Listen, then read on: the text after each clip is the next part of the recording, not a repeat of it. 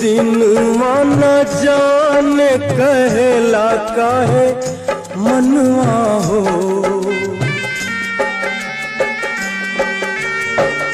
आज के दिन माना जाने कहेला काहे मनवा हो।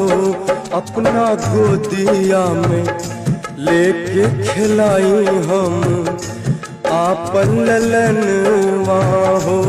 अपना गोदिया में लेके खिलाई हम आपन ललनवा हो।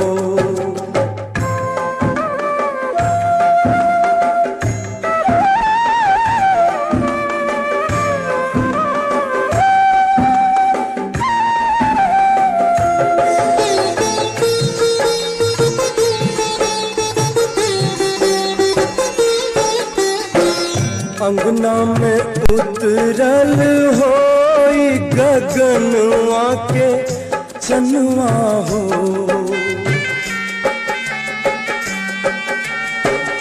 अंगना में उतरल होई गगनवा के चनवा हो।